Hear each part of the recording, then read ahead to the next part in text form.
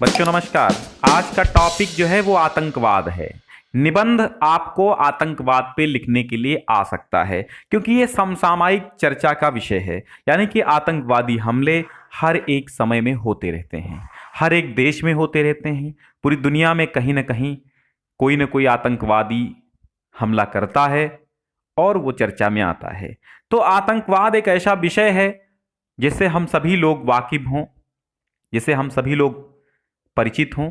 ये कोई नया शब्द नहीं है। आपको इस पर निबंध लिखना है तो आइए कैसे लिखना है ये हम बताते हैं। आपको ढंग से कहानी समझनी है और फिर उसी तरीके से आपको लिख देना है। एक बार शेयर कर दीजिए। ठीक है, शेयर कर दीजिए।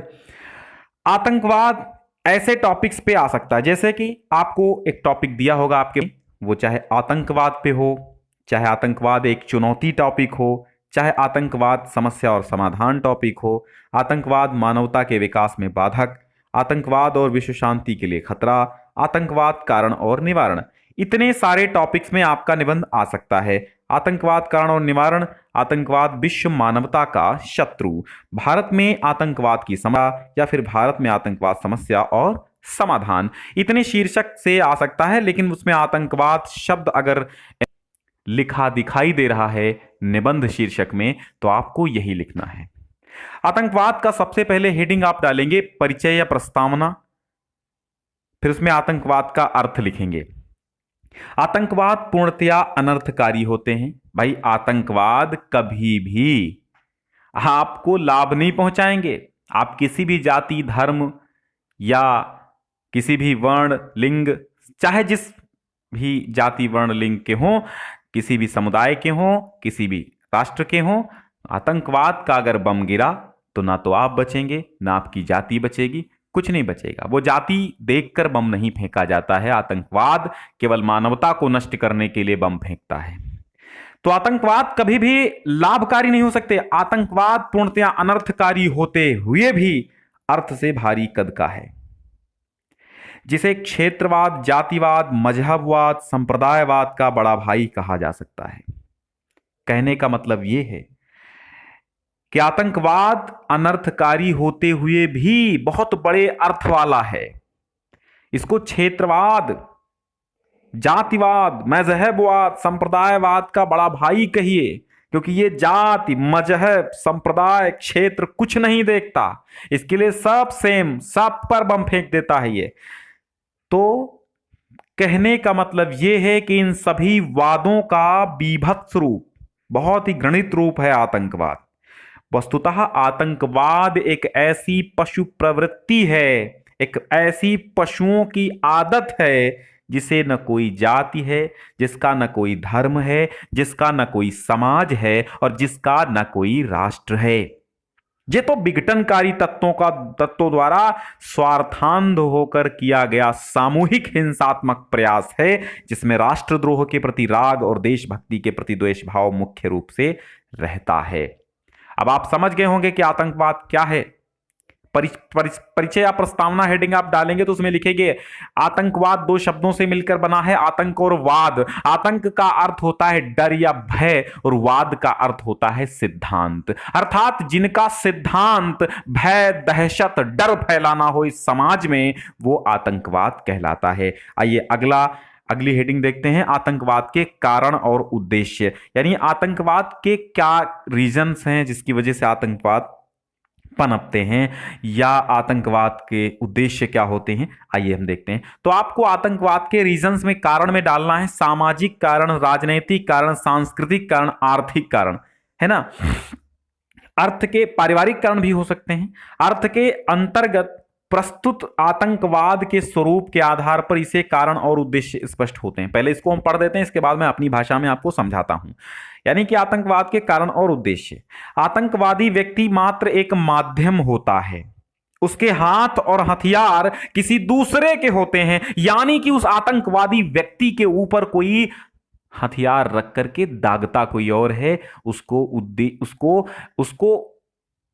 उसको क्या उत्तेजित कोई और करता है, उसको समझाता कोई और है, उसको बहलाता कोई और है, उसको फुसलाता कोई और है।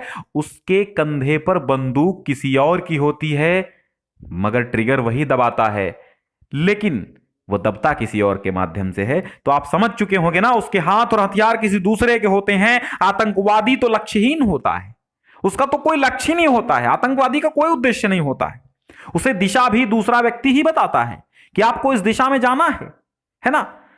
अंतरराष्ट्रीय प्रगति की दौड़ में प्रत्येक राष्ट्र एक दूसरे के प्रगति पथ पर पत्थर रखना चाहता है। आतंकवाद भी एक पत्थर ही है जो जाति, धर्म, भाषा और क्षेत्र आदि को माध्यम बनाकर प्रगति पथ पर गतिरोधक बनाकर रखा जाता है। गतिरोधक पूरे देश में अस्थिरता पैदा कर सकता है, जिसके पीछे एक घृणित और कुत्सित महत्वाकांक्षा होती है। अब आपको 4 हेडिंग्स इसमें डालनी है। नंबर 1, सामाजिक कारण।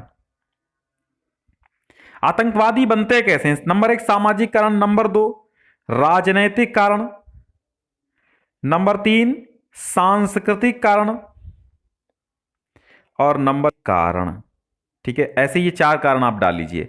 सामाजिक कारण में आप लिखेंगे कि ऐसे व्यक्ति जिनको समाजहीन भावना से देखता है, जिनको समाज में प्रतिष्ठा नहीं मिलती है, जिनको समाज से दुत्कारा जाता है, जिनको समाज की नजरों से ओझल होना अच्छा, जिसको समाज की आंखों से ओझल हो जाने में ही उसकी भलाई होती है, ऐसे व्यक्ति जाकर के आतंकवाद बनते हैं। ये सामाजिक कारण है। उसको समाज से दुत्कारा गया, उसको समाज में इज्जत नहीं मिली, उसको समाज में प्रतिष्ठा नहीं मिली, तो वो जाकर के क्या करता है?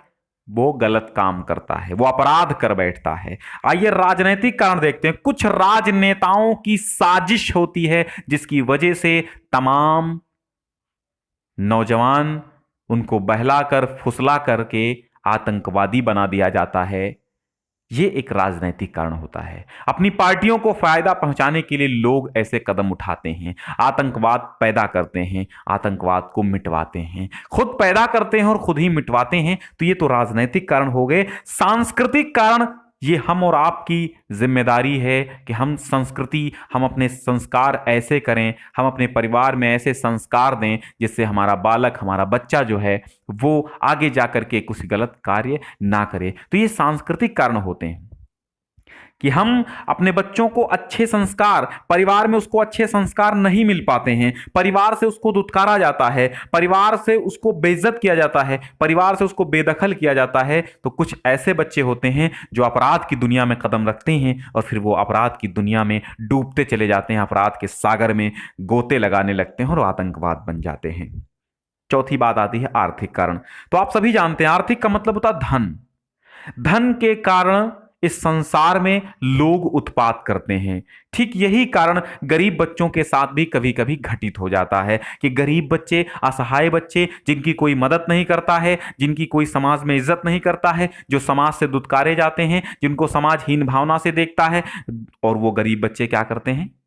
वो जाकर के गलत काम करते हैं, अपराध की दुनिया में पैर रख देते हैं और फिर अपराधी बनकर के आतंकवादी भी बन जाते हैं। तो आतंकवाद के कुछ ऐसे कारण भी हमें देखने को मिलते हैं। आइए भारत में आतंकवाद की चर्चा कर लेते हैं। आतंकवाद की आग से सर्वाधिक पीड़ित देश भारत है, सबसे ज्यादा। हालत यहां तक पहुंची है कि 13 दिसंबर 2001 को हमारी संसद पर भी हमला हुआ। क्या हुआ? संसद पर हमला हुआ। कब हुआ? 13 दिसंबर 2001 को हमारी संसद पर हमला हुआ। इसमें पाकिस्तानी खुफिया एजेंसी आईएसआई के हाथों होने की पुष्टि हुई है। ऐसा ही मामला और ऐसा ही हमला जम्मू कश्मीर विधानसभा पर भी हो चुका है। हमारे भारत में आतंकवाद का सिर दिनों दिन क्या होता है? उठता ही जा रहा है। पंजाब और असम इस संत्रास से कुछ समय पहले ही बाहर आए हैं। कश्मीर की स्थिति ऐसी ही है कि वो अपनी व्यथा कथा को सुना नहीं पा रहा है, क्योंकि उसके मुंह पर मात्र अपने देश के देशद्रोहियों के हाथ नहीं हैं, अपितु कई विदेशी देशों के भी हाथ हैं। आतंकवाद की आग लगी आग में वर्षों से जल रहे हैं। पंजाब की पीड़ा अभी शांत भी नहीं हुई थी कि भारत का एक कोना कश्मीर का राह उठा और कहने लगा कि मुझ पर मेरे अपनों के ही खंजर भोंके जा रहे हैं। उस दिन तो कश्मीर के मुंह पर कालिक ही वहां के कुछ आतंकवादियों ने पोत दी, जब उन लोगों ने केंद्रीय गृह मंत्री की युवा अविवाहिता पुत्री का अपहरण कर उसकी रिहाई के बदले उन कैदी आतंकवादियों को रिहा करा लिया, जो अपने मुंह की कालिक कश्मीर के कपोल अर्थात गाल पर पोतने का प्रयास कर रहे थे। आज भी कुछ ऐसे कश्मीरी कुपुत्र हैं जो खाते यहां का हैं और गाते पाकिस्तान का हैं। अपनी मां को दूसरे के हाथों सौंपने की बात करने वाले कुपुत्रों को कश्मीर कभी माफ नहीं कर सकता। असम आज भी बोडो आंदोलन की आग में झुलस रहा है। कुल मिलाकर कहा जा सकता है कि भारत में आतंकवाद दिनों दिन पूरे जोर शोर से बढ़ता जा रहा है, और इसको बढ़ाने वाली कुछ राजनीतिक पार्टियां भी हो सकती हैं, कुछ सामाजिक चिथड़े भी हो सकते हैं जो इनको बढ़ा रहे हैं। आतंकवाद के अंत का उपाय क्या है? आतंकवाद के अंत के लिए हमें युद्ध स्तर पर जूझना पड़ेगा। आज सद्भावना के प्रसार की आवश्यकता है।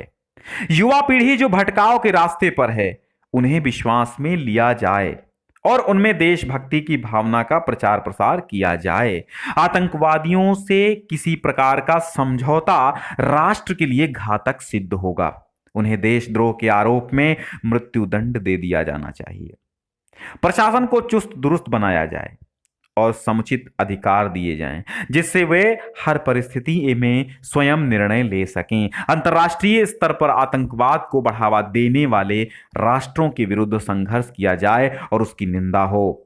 आतंकवाद के आश्रयदाताओं पर भी देशद्रोह का आरोप लगा करके उनको कड़ी सजा दी जाए। भारत यदि ये समझता है कि राजनीतिक स्तर पर आतंकवाद की समस्या का समाधान है, तो उसके लिए आगे बढ़ना चाहिए। लेकिन ये आवश्यक है कि समझौता सर कटा सकते हैं, लेकिन सर झुका सकते नहीं के सिद्धांत से प्रेरित हो। ऐसा समझौता कठिन हो सकता है, किंतु असंभव नहीं। उपसंहार में लिखेंगे आप कि आतंकवाद और भारत क्रमशः मृत्यु जैसे एक दूसरे के सामने खड़े हैं। अतः प्रत्येक जनता का ये रेस्पॉन्सिबिलिटी होनी चाहिए, ये उत्तरदायित्व है कि वो इसको समाप्त करने के लिए अंत तक संघर्ष करे। किसी देश में अशांति और आतंक फैलाना उस देश में अस्थिरता की आग फैलाना है। इससे शत्रुओं को तो बल मिलता ही है, धन जन की भी बहुत हानि होती है। प्रगतिवाद योजनाओं की प्रगति के पांव रुक जाते हैं। प्रशासन का पूरा समय आतंकवाद से निपटने में लग जाता है। अतः यदि हम चाहते हैं कि हम और हमारा भारत शांतिमय रहे, अहिंसा के पथ पर चले और अन्य बड़े देश की भांति प्रगति के पथ पर चले, तो भारत के जन जन का यह नैतिक कर्तव्य हो कि वो आतंकवाद के विरुद्ध ठोस कदम उठाए और विरुद्ध आवाज उठाए।